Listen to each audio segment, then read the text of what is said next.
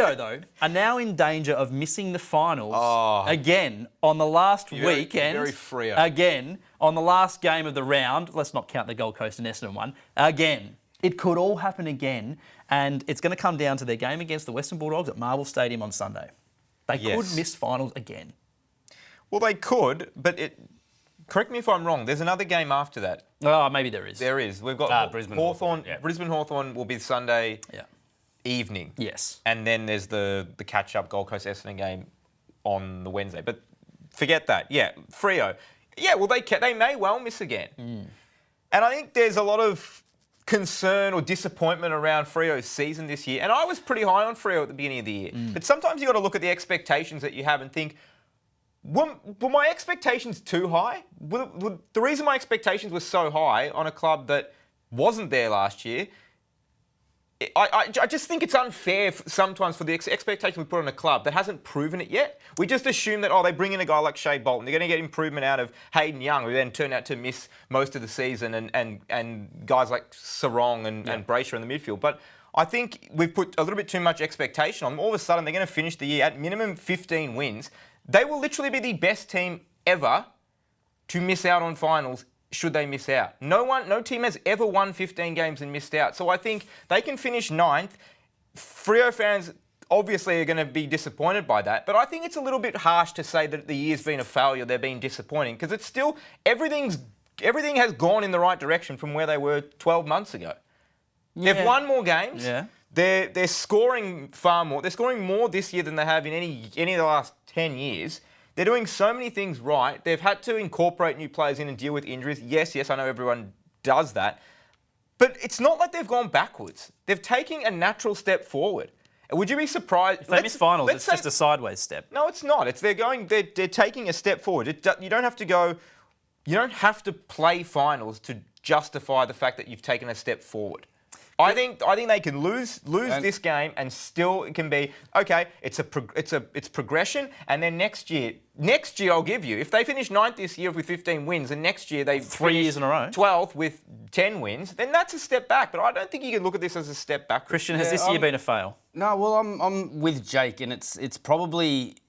It'll come down to if they miss this weekend and they don't play finals, it'll come down to how the club and the whole mindset is. They'll either be of the mindset of Matt of, Jesus, happened to us I'm again. just asking the question. Yeah, I know, but I'm saying if it gets to the end of the year and they sort of look at it and think that they're exhausted from the last 2 years, we haven't quite made it, let's just throw it all out and you've got to start again. I think that's the wrong way to go. I'm with Jake in terms of this is a step forward this year. Yes, you wanted to make the 8, but 15 wins and sort of where you are in the competition, you established yourself. 11 out of 12 wins in a row during the middle stages of the season. So they've had a great year. But it probably all depends on how does the club respond if they do miss another year of finals. Do they sort of just look at the year as a positive, take out all the things that improved from last year and try to get better again next year? I think they have to. Or does it all just become a little bit too hard? So I'm almost looking at it. I'll almost make my big call for 2026 now.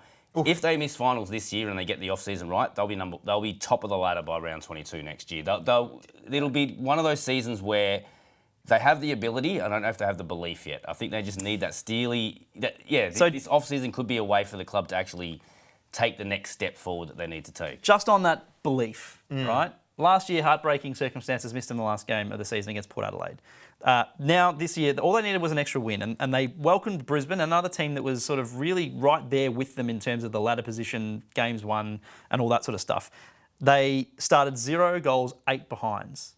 Sold out crowd, 55,000 people at Optus Stadium. They then were smashed in uncontested ball to levels we've not really seen before. I'm not disagreeing. It was a disappointing It was just not good enough. And you talk about sort of being application, a mental application, they whittled under pressure. And that for me is not taking a step forward. But I think you can say that the last 10 weeks have been under pressure. They started 4 and 5. They had a lot of expectation. They started 4 and 5. People said they'd be top 4. Everyone was concerned. All of a sudden, they win 11 of 12. Even if they lose this week, they will have ended the season with an 11 and 3 record and missed out. That is not. I think it's unfair to say that they've wilted under the pressure. It's like they've won 11 of their last 14 games. You always talk about percentage being a really good, or an accurate snapshot of one season and whether you're winning or losing it. And Freo's percentage says a lot. So it's 108.9, But that is the lowest of any team in the top 9. It's clearly the lowest. So if you just, exactly. I sort of took a step back last night and looked at it and thought, that's the one number that's been staring us in the face all year. Their percentage has continually been, I don't know, it's probably because of the 4-5 start, but we just speak about percentage just being a very much, did you win or lose the season? They've barely won the season at 108.6%. Talk about the game against the Bulldogs, the loser is out. So we're either going to see a team with 15 wins miss out and a percentage of 108, which, the percentage isn't great, but the wins are. Or the Bulldogs miss out with a percentage of around 140 or might drop to 139. So looking at those two, it's almost like, well, the percentage was telling us all year that of the 9 teams that we knew were battling out for that, the top 8 spots, Freo have never been on par in terms of percentage. Just on that loss to Brisbane, some of the stats that came out of that, and I mentioned them, the uncontested ball, but it really was a spanking. And some of the things that you've got are just, it's hard to believe. It started in the first quarter as well. They gave up 42 uncontested marks to Brisbane in the first quarter. That's the most marks Brisbane's taken in any quarter this year. So, we spoke about it since the grand final last year. Brisbane their MO. They love to chip the ball around, and it's not the slow ball movement. It's very aggressive, but they find uncontested marks all the way up the field.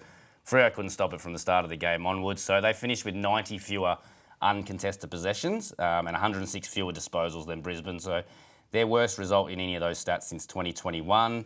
The inaccuracy, it was 1 goal 6 from stoppages. And we talk about centre bounce goals they can really be momentum shifters. And I know I hate the word momentum, but it is one of those ones. Kicking goals from centre bounces can be bonus.